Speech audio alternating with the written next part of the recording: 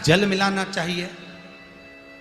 जब शिवलिंग का निर्माण करें, शंकर के शिवलिंग को जब बनाए तो सबसे पहले कैसे बनाए, उस तक का विधान शिव महापुराण में और लिंग पुराण में कहा गया। महाराज कहा,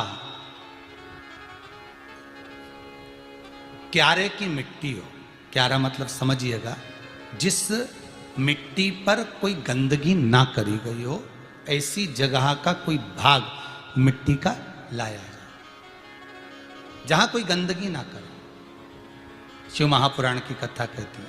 देखो, पिछले वर्ष के लॉकडाउन से लेकर अभी तक की जो कथाएं आप लोग सुने हैं, उसमें शिवलिंग मट्टी का किस तरह से बनाया जाए और कैसी मट्टी हो और उसमें पानी कैसा मिलाया जाए, कैसा शिवलिंग तैयार करा जाए, उसका विधान वर्णन नहीं कर पाए, परंतु आज कथा निकली है तो उसको सुन लो। क्यारे की मिट्टी, क्यारे की मिट्टी मतलब जिस मिट्टी पर कोई गंदगी ना करी गई हो, ऐसी जगह की मिट्टी को लेकर जाए और मिट्टी को लाने के बाद थोड़ा पानी का सींचन कर दें, अर्थात घर में लाएं तो उससे पहले मिट्टी को पवित्र करें। अपने घर में गंगा जल रखा हो, यमुना जल रखा हो, सरयू जी का जल रखा हो, उससे मिट्टी का सींचन कर दें। मान लो अगर ये जल नहीं भी है तो जल के अंदर थोड़ा सा इत्र डालकर मिट्टी का सींचन करो। अगर इत्र भी नहीं है तो जल के अंदर थोड़ा सा दूध डालकर मिट्टी का सींचन करो। दूध भी नहीं है तो एक बेलपत्री जल के अंदर डालकर उस पानी का सींचन करो। बेलपत्र भी नहीं है, पीपल का पत्ता डालकर उसका सींचन कर दें। पर मिट्टी पर घर में लाते से ही, ये नहीं कि मिट्टी आज लाए और तुमको शिवलिंग कल बनाना है, तो मिट्टी अगर 1 दिन पहले लाए हो, 2 दिन पहले लाए हो, 4 दिन पहले लाए हो, तो उसी दिन जल का सींचन होना चाहिए। ये नहीं कि जिस दिन बनाएंगे उस दिन सींचन होगा। मिट्टी पर पानी का छींटा, सींचन भले ज़्यादा मत डालो, पर छींटा तो उस दिन लगा देना चाहिए जिस दिन घर में मिट्टी लेकर आए हो, जिस दिन लेकर। फिर भले तुम शिवलिंग 15 दिन बाद बनाओ, 8 दिन बाद बनाओ, 10 दिन बाद बनाओ, 3 दिन बाद बनाओ, पर उस समय पर मिट्टी का सींचन उस समय हो जाना चाहिए।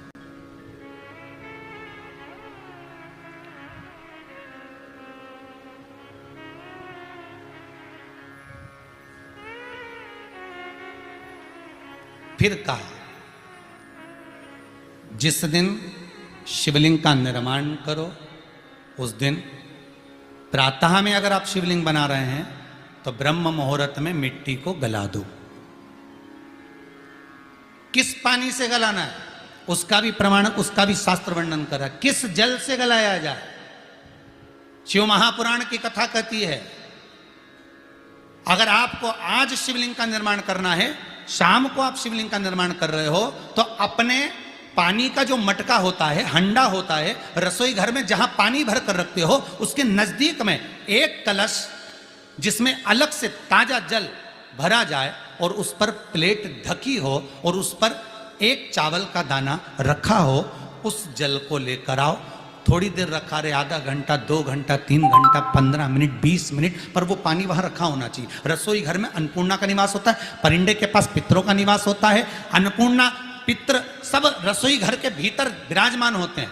शास्त्र कहता है 33 कोटि देवता एक समय के लिए, एक क्षण के लिए हमारे रसोई घर में प्रवेश करते हैं। इसलिए रसोई घर को तुम पूरे घर को स्वच्छ रखो ना रखो, पूरे घर को तुम साफ रखो ना रखो, पर रसोई घर एकदम क्लीन होना चाहिए, साफ होना चाहिए, स्वच्छ होना चाहिए। आज के जमाने में तो खैर गया, पर पहले जब मट्टी के चूल्हे होते थे, जब चूल्हा बंद होता था तो उसको गीला कर कर, गोबर को या पानी में उसको गीला कर कर, एक कपड़े को गीला कर कर पूरे चौके को, रसोई घर को पोंछा जाता था। मिट्टी का होता था वो, तो भी उसको पोता लगाते थे, पोंछते थे।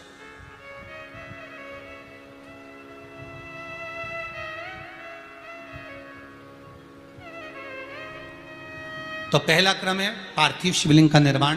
सावन के महीने में अगर आप शिवलिंग बनाते हैं, सोमवार को शिवलिंग बनाते हैं, तो नियम ध्यान रखिएगा महाराज, लिंग पुराण से है ये, इसका नियम ध्यान रखिए। क्या करना है, मिट्टी को लाना है, जल का छींटा देना, छींटा जरूर देना, घर में लेकर आए और जल का छींटा होना जरूरी है। 2 दिन तक, 3 दिन तक मिट्टी रखी हुई है और उसके बाद अगर आपने पानी का छींटा नहीं दिया है और आपने डायरेक्ट मिट्टी को गला दिया और उसके बाद बनाया, तो उसका कोई प्रमाण नहीं। जल का छींटा अवश्य। फिर उसको रख दें, 15 दिन बाद बनाओ, 4 दिन बाद बनाओ, 3 दिन बाद बनाओ, 2 दिन बाद बनाओ। शिवलिंग जब बनाओ तब उस मिट्टी को, जो कलश आपने रसोई घर में रखा है चावल का दाना रखकर प्लेट के ऊपर, अर्थात उस कलश का जल उस मिट्टी में थोड़ा सा डालिए। क्यों डाला जाता है उसका भी भाव वर्णन किया है। अब भविष्य पुराण, स्कंद पुराण और अग्नि पुराण, इन तीनों से ले लिया गया। वर्णन किया गया, जब उस कलश का जल हम डालते हैं तो उस कलश में पितरों का भाव आ जाता है, अन्नपूर्णा का भाव आ जाता है, घर में लक्ष्मी का भाव आ जाता है, संपदा का भाव आ जाता है। पूरे 24 घंटे के अंदर एक क्षण के लिए रसोई घर में 33 कोटि देवता आते हैं, तो वो देवता का सारा भाव उस कलश के अंदर आ जाता है। और वो जल जब हम उस मिट्टी में मिलाते हैं तो गंगा, यमुना, सरयू, सरस्वती, ये 33 कोटि देवता में, तो इन सब का आनंद उस जल में आ जाता है। और वो जल जब हम मिट्टी में मिलाते हैं तो मिट्टी पवित्र हो जाती है, स्वयं कैलाश अधिपति को स्वीकार करने के लायक हो जाती है, निर्मित करने के लायक हो जाती है।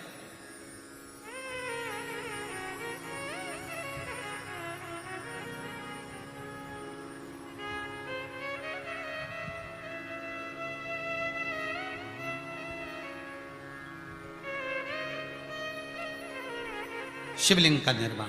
अब शिवलिंग का निर्माण कैसे करना? मिट्टी में गला दिया पानी में। सबसे पहले शिवलिंग बनाने से पहले पात्र को, पात्र जो होता है उसके नीचे एक बेलपत्र रखी जाती है। क्या रखना है? एक बेलपत्र। शंकर को झेलने के लिए कोई साधारण नहीं है पात्र जिस पे झेला जाए। स्वयं गंगा शिव की जटा में, और आप शंकर के शिवलिंग का निर्माण कर रहे हो, कोई साधारण नहीं हो सकता। स्वयं आप विदेश्वर संहिता के अंतर्गत पढ़े कि ब्रह्मा और विष्णु, ब्रह्मा ऊपर जा रहे हैं, भगवान विष्णु नीचे जा रहे हैं, तो पता नहीं कर पा रहे कि यहां चरण कहां पर और शीश कहां पर है, उसको जान ही नहीं पा रहे।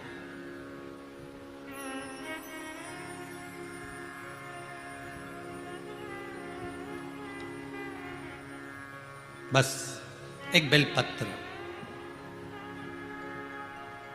साधारण भाव में बेलपत्र भी सीधा भाग, और इस बेलपत्र की जो डंडी है वो उत्तर दिशा में रखना है थाली के अंतर्गत। जब आप शिवलिंग का निर्माण करो उत्तर, इसके ऊपर जो गलाई हुई मिट्टी है वो डाल दीजिए, और डालने के बाद सबसे पहले शिवलिंग का स्वरूप बनाना है। सबसे पहले नीचे की जलाधारी नहीं बनाना, क्या बनाना है?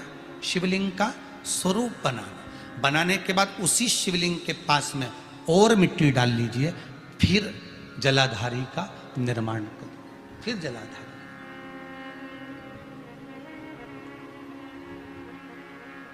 शिवलिंग जलाधारी निर्मित हो गई।